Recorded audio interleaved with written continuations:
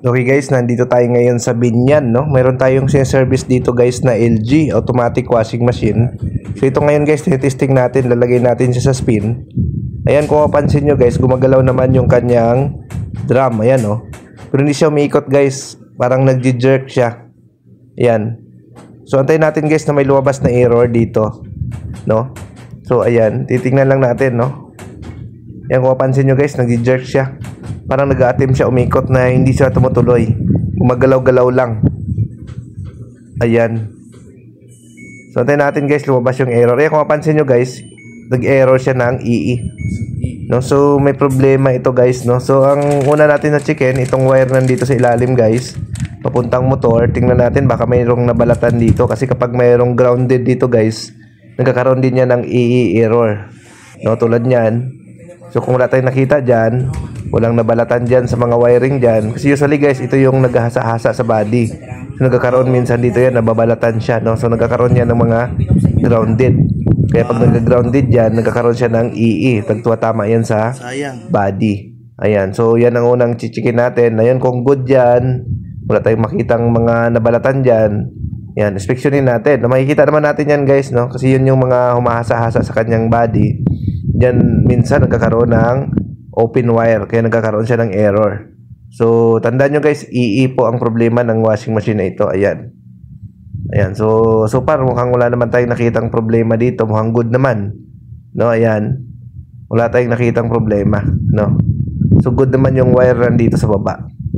So, isa ito sa nagkukos ng EE kapag yung wiring dito guys, nagkakaroon siya ng grounded. So next natin guys dito sa taas, no, ito. Yan. Tingnan natin yung mga socket na ito. Dito yung mga wiring, tingnan natin kung buo, no. Ayan. So ito guys, pinagdudugtong na ito ng customer natin. So ito yan. So buksan natin yan. Tingnan natin yung mga socket niyan, baka mayroon niyang corrosion. Kasi pag puro corrosion na yan guys, yung socket niyan, yun po ang nagkukos ng EE error. Ito po, no. Linisin natin yan. Tapos higpitan natin yung socket dyan, no. Yan. So pagka good naman, dito tayo sa ilalim, no, sa motor. Tingnan natin to, no. Ang nagko-cause din dito guys ng EE error, ito yung kanyang retractor. Ayan. Itong retractor na ito, no. Ayan sa baba, yung parang drain motor na puti, no. Titingnan din natin yan, baka yan ang may problema, no. So isa din yan sa nagko-cause ng EE error. Ayan. So binuksan natin guys, titingnan natin yung retractor niya. So, wala naman tayong nakita. Good naman. Wala tayong nakitang problema dito, no? Sa kanyang retractor. So, ayan. Dito pala sa harapan, guys, no? Nung binuksan natin yung board, nakita natin, mayroon palang ngat-ngat dito banda sa switching ng kanyang board, no? So, ang dami na natin na-check. Nandito pala ang problema, no? So, tulad yan, guys, no? So, ang gagawin natin, guys, kapag nag-check tayo ng washing machine, ang una natin checkin yung mga wiring, no? So, head kami, no? Pinahirapan pa tayo magkalas doon sa baba, sa motor, sa retractor. Nandito pala ang problema. Yung mga wiring pala guys, nginat-ngat ng daga nung binuksan natin yung control panel, no? So kayo guys, pag nag-troubleshoot kayo, unahin nyo check yung bandang board, bandang likod, no? Kung okay yung mga wiring bago nyo buksan yung ilalim, no? Para hindi na kayo mahirapan, no? Tingnan mo, tulad sa amin, no? Although expert na kami pagdating sa ganito, pero minsan naliligaw pa rin tayo, no?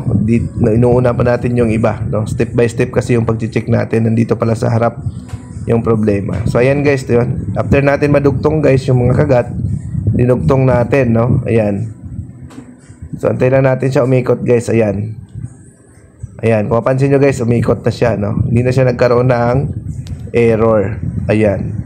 So good na po ito guys, no. Yun lang naging problema niya, no. Yung ngat-ngat pala ng daga, no. So wala doon sa mga parts na dapat natin checkin. Ngat-ngat ng daga ang naging problema. Ayan. So ayos na ito guys. Maraming salamat sa panood. Sana makatulong po yung video natin na ito. Bye-bye.